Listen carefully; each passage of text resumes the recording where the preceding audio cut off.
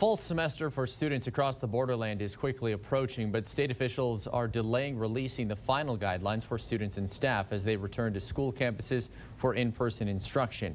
Last week, the governor announced that schools will reopen for the fall semester.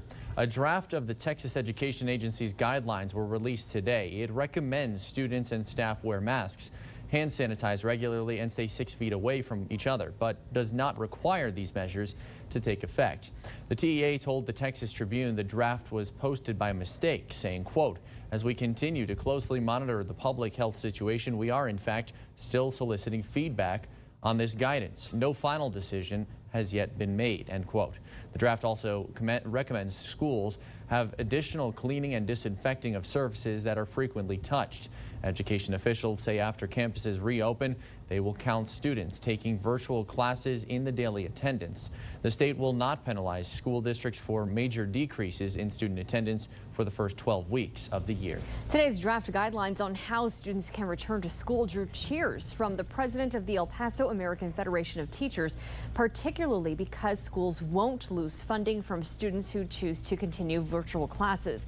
ABC 7 Saul Saenz is live outside Myrtle Cooper Elementary in East El Paso with that reaction to the guidelines. And Saul, this is partly what teachers were waiting to hear. Yeah, Stephanie, teachers were waiting for some sort of guidance from the state to see how students could return to school safely from COVID-19.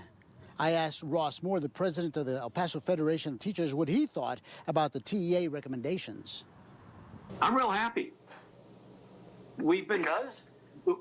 Because Friday when I went home, the word was it was going to be face-to-face, mandatory, districts sit down, shut up, and do as you're told. So Moore and local educators wrote to the Texas Commissioner of Education, Mike Morath, telling them right now conditions were not safe, that casinos were safer than classrooms.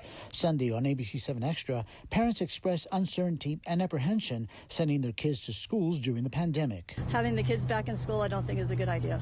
I don't think it's safe for the children at all. I think we should stay at home and continue the online classes. Among some of the TEA recommendations, students and staff should self-screen for COVID-19 symptoms, but there's no mention of face masks requirements. State could have done the right thing and mandated.